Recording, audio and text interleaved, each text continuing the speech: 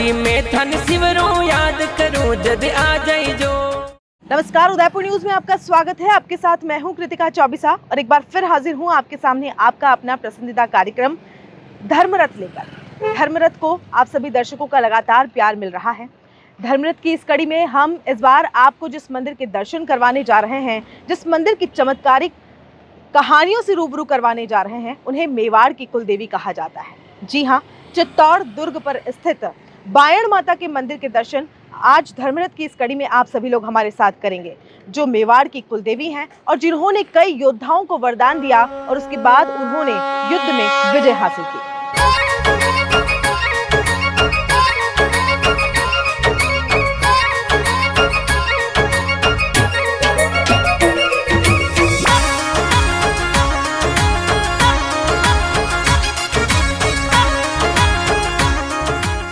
चित्तौड़गढ़ दुर्ग अपने आप में इतिहास की दृष्टि से बहुत ही महत्वपूर्ण स्थल है, या यूं कहें यह रहस्यमयी परिकथाओं से परिपूर्ण है। यहाँ के इतिहास के प्रत्येक पात्र की कई कहानियां लिखी जा चुकी हैं। यहाँ के प्रत्येक स्मारक, मंदिर, महल, बावड़ियां, कुंड, तालाब, झरने, स्मारक अथवा खंडहर अपनी कहानी स्वयं बयां करते हैं। शक्ति, भक्ति, त्याग, तपस्या की इस पवित्र धरती को बारंबार प्रणाम करने का मन करता है। माटी को मस्तक पर धारण करना अपने आप को गौरवान्वित करना है। अनेकानेक शूरवीरों ने अपने प्राणों का बलिदान यहाँ दिया है। अनेकानेक रमणियों ने, रानियों ने, ललनाओं ने जौहर की धधकती ज्वाला में अपने आप को न्योछावर कर प्राणों की आहुति देकर भारतीय नारी को अपने शील की रक्षा कर बेमिसाल शिक्षा दी है।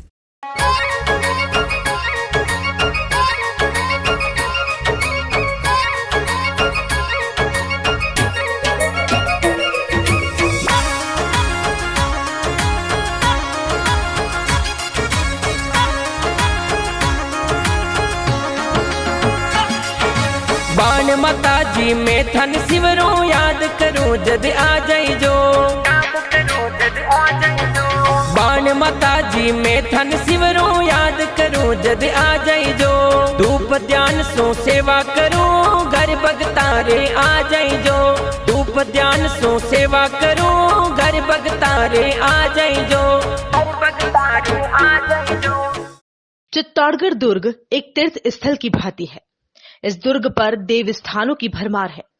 कहते हैं रियासत काल में दुर्ग के मंदिरों की एक साथ सुबह शाम होती आरती की घंटा ध्वनि दूर दूर तक गांवों में सुनाई देती थी। दुर्ग पर प्रमुख रूप से शिव एवं शक्ति के पूजा आराधना स्थल मौजूद हैं, जो उत्तर से दक्षिण एवं पूर्व से पश्चिम चारों दिशाओं से दुर्ग को अभेद एवं अजय बनाए रहे। हम सबके मन में बार बार प्रश्न उठता है कि भारत के समृद्ध इतिहास में चित्तौड़गढ़ दुर्ग अपनी विशिष्ट पहचान, आन बान और शान की रक्षा किसके बूते, सामर्थ्य एवं आशीर्वाद से करता रहा। यह जिज्ञासा होना भी स्वाभाविक है। बाण माता ने मेवाड़ राजघराने की कुलदेवी होकर मेवाड़ कुल के गौरव को दिन दुगना रात चौगुना बढ़ाया है। मेवाड़ महाराणाओं को शक्तिवान एवं सामर्थ्यवान बनाया है। मां अन्नपूर्णा अन्न धन भंडार को भरने वाली मेवाड़ को सदैव श्री संपन्न बनाने वाली, जिनके आशीर्वाद से महाराणा हम्मीर ने मेवाड़ के सिसोदिया कुल की स्थापना कर एक सुदृढ़ नींव मातेश्वरी के आशीर्वाद से रखी थी।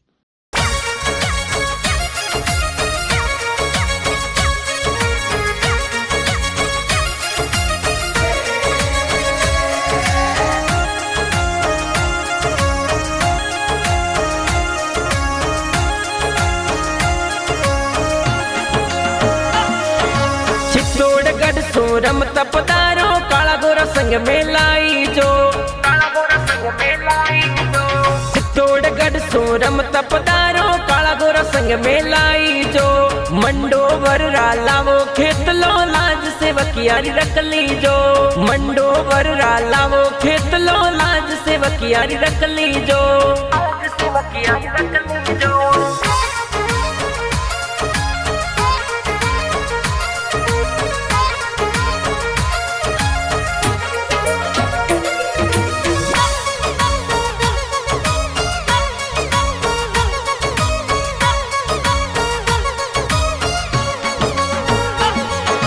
लाल कसुंबल सोवे चुनड़ी चुनड़ी रो रूप सजा दीजो।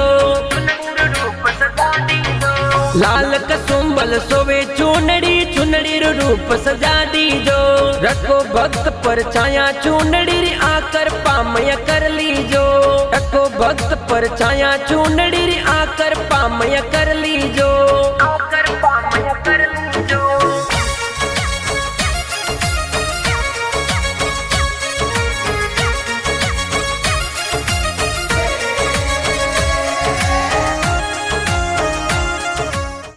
मेवाड़ अपने शौर्य, वीरता और पराक्रम के लिए वाकई जग प्रसिद्ध है। इसीलिए कहा जाता है कि पूरी दुनिया के इतिहास में सबसे भारी इतिहास की अगर बात करें तो वो भारत का इतिहास है। और भारत में अगर किसी इतिहास का पलड़ा भारी है तो वो राजस्थान का इतिहास का पलड़ा हमेशा भारी रहेगा। और राजस्थान के इतिहास में अगर बात करें तो मेवाड़ के इतिहास का पलड़ा हमेशा भारी रहेगा। बायण माता मंदिर में इस वक्त हम लोग मौजूद हैं। धर्मरथ की इस कड़ी में आज बायण माता के दर्शन हम लोग आप लोगों को करवा रहे हैं।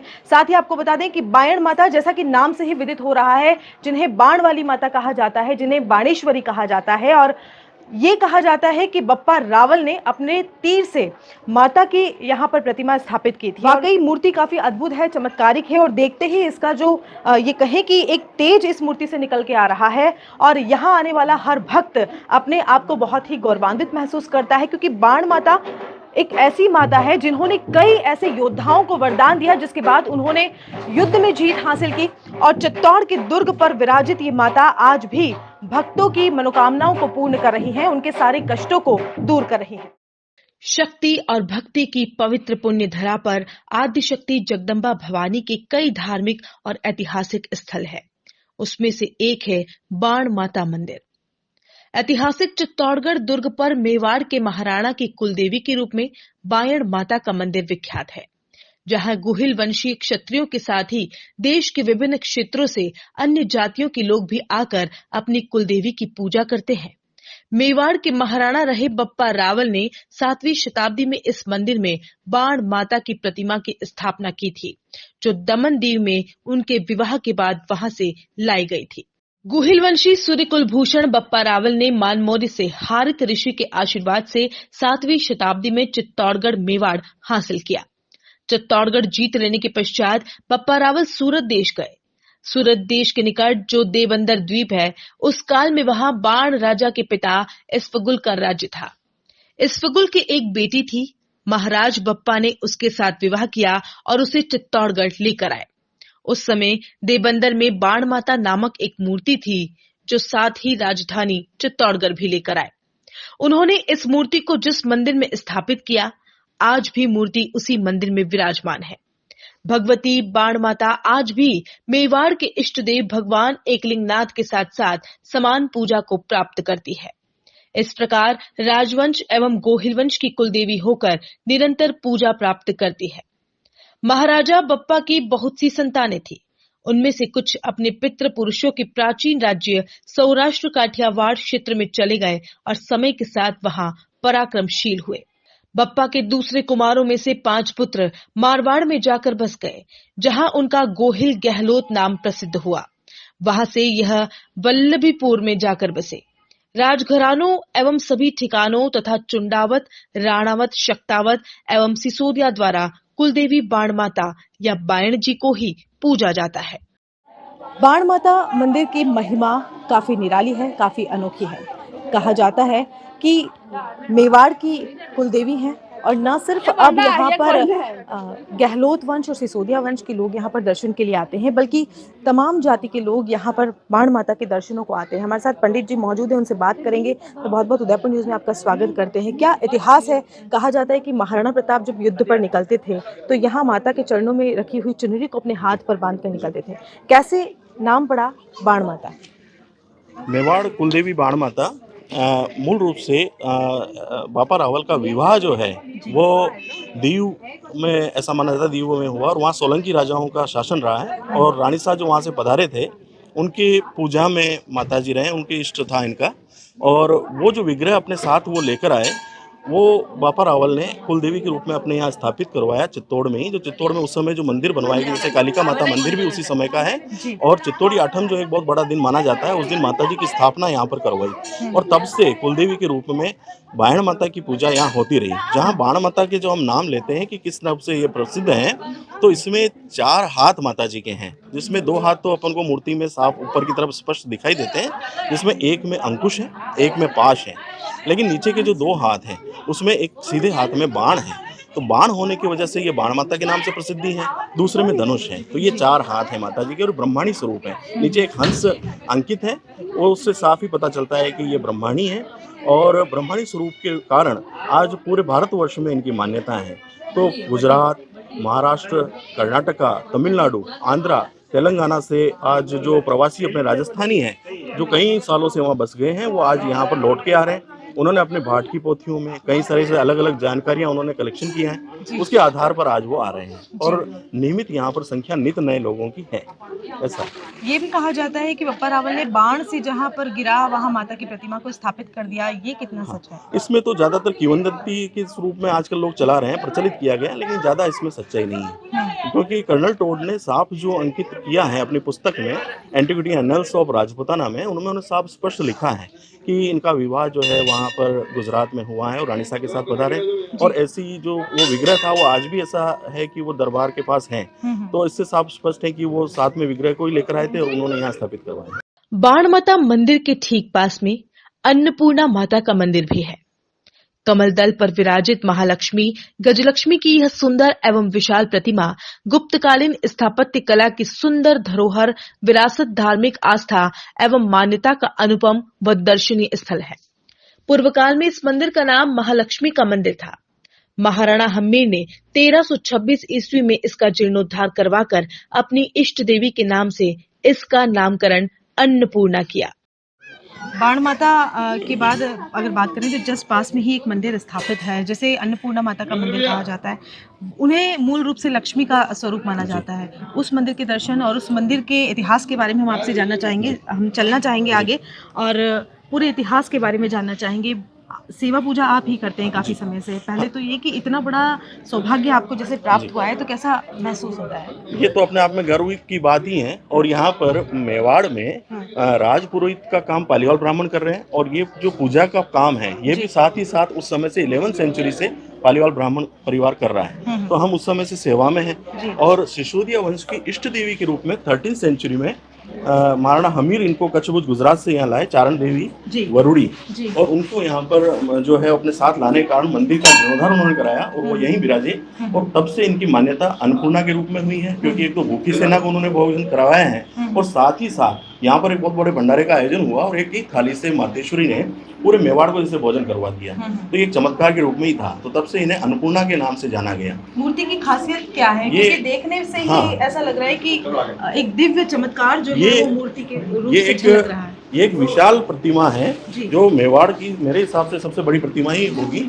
ये लक्ष्मी जी की प्रतिमा है मूल रूप से, और गज लक्ष्मी है। मूल प्रतिमा में 4 गज बने हुए हैं, 2 गज उन्हें शॉवरिंग कर रहे हैं और 2 के हाथ में कलश है, वो भी उनको नहला रहे हैं। और नीचे कमल दल है जिसके ऊपर मातेश्वरी विराजमान है। 2 हाथ हैं मातेश्वरी के हाथ में, एक में अक्षय निधि पात्र है, एक हाथ में उनके पास कमल है। तो ये कमल पे मतलब गजलक्ष्मी का पुरानी जो प्रतिमा है ये गुप्त काल की है। और बाद में मंदिर का निर्माण 1326 के अंदर जो पूरा जीर्णोद्धार हुआ है, तब से मान्यता जो है वो अन्नपूर्णा के नाम से मंदिर की हुई है।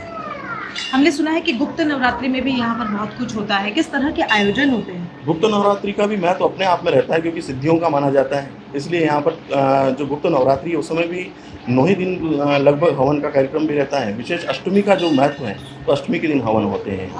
आरती का क्या समय रहता है? क्योंकि बहुत सारे दर्शक ऐसे हैं जो शायद माता की इस मंदिर की कहानी से प्रभावित हो और दर्शनों को आना चाहें, तो आरती का क्या समय रहता है? मंदिर खुलने का क्या समय रहता है? नियमित समय जो आरती का है, प्रातःकालीन आरती नियमित रूप से 8 बजे होती है। संध्याकालीन जो है वो गोधूली वेला रहती है, तो उसमें उसका समय जो है वो संध्या काल में सूर्यास्त के 20 मिनट के बाद का रहता है। वर्तमान में ये 7 बजे हो रहा है। सर्दियों में 6:30 चला जाएगा, गर्मियों में 7:30 तक रहता है। और दिन में मंदिर 4 से 5:30 बंद रहता है, क्योंकि सायंकालीन श्रृंगार का भी माता जी का रहता है, तो उसमें मंदिर बंद रहता है। जी, नवरात्रि में किस तरह का श्रृंगार माता को धराया? नवरात्रि में बहुत विशेष श्रृंगार हो रहे हैं। कल ही चेन्नई से जो भक्त थे वो पूरा ड्राई फ्रूट्स की मालाएं माता जी को दान करवाई गई, जिसमें अंजीर विशेष था।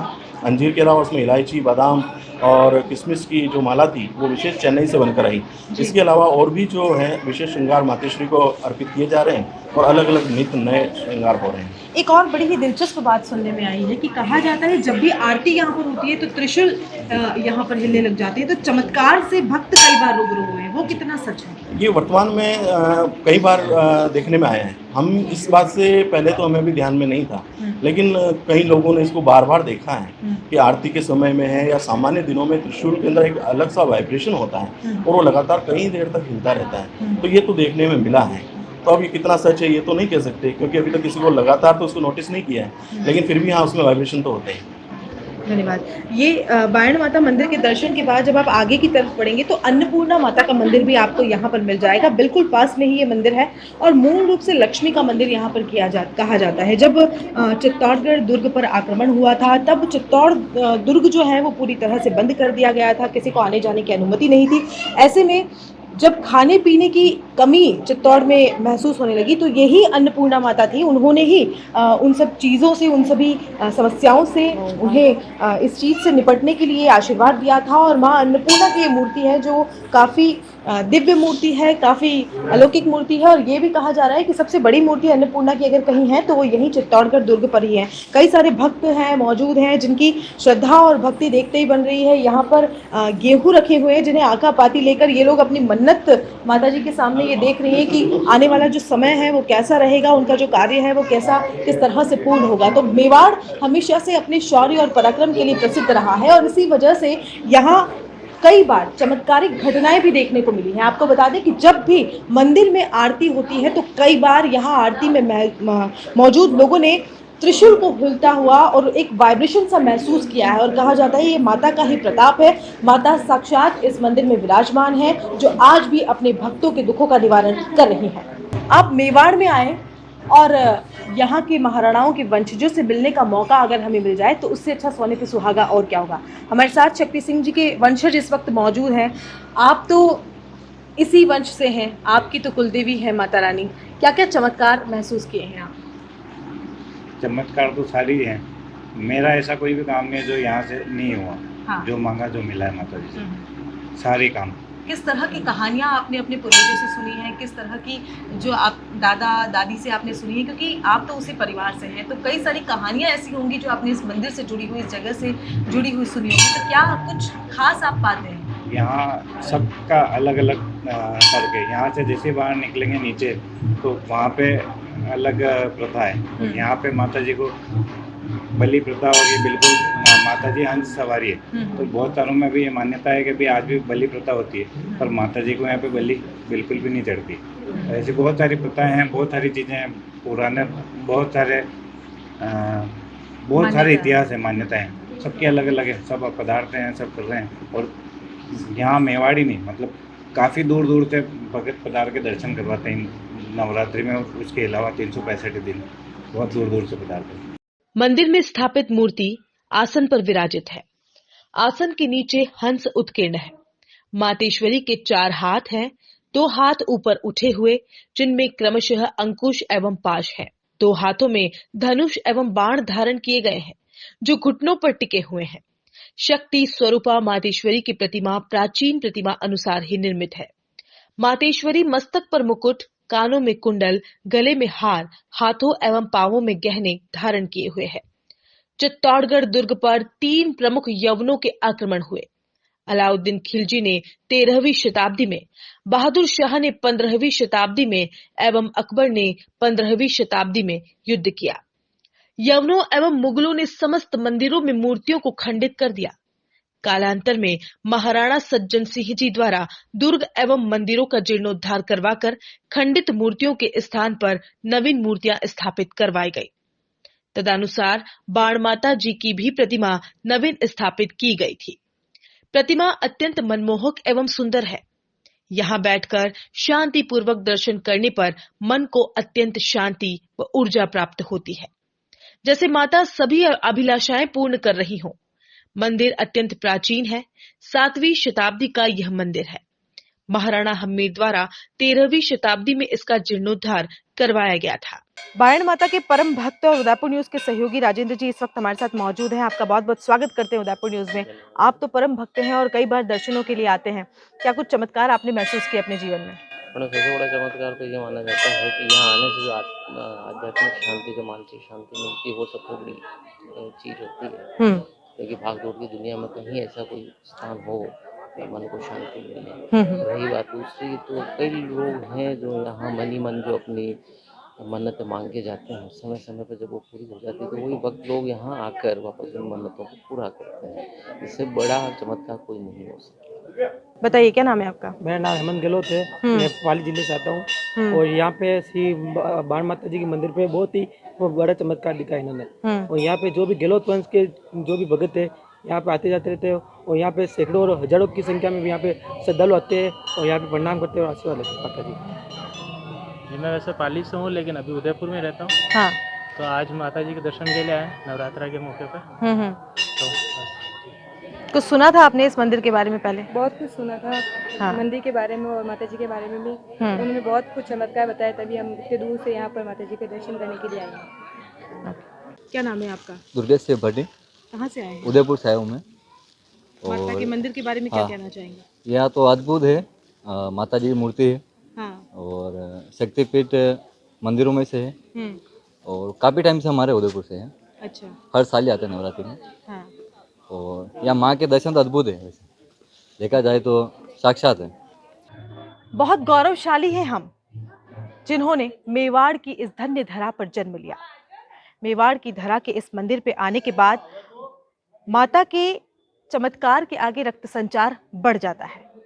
मंदिर की ये दीवारें आज भी शौर्य और पराक्रम की उस दास्तां को बयां कर रही है। वाकई यहाँ आने के बाद एक अद्भुत दिव्य चमत्कार का अनुभव यहाँ पर होता है। चित्तौड़गढ़ दुर्ग पर मौजूद ये मंदिर आज भी शौर्य, वीरता और पराक्रम की कहानी को बयां करता है।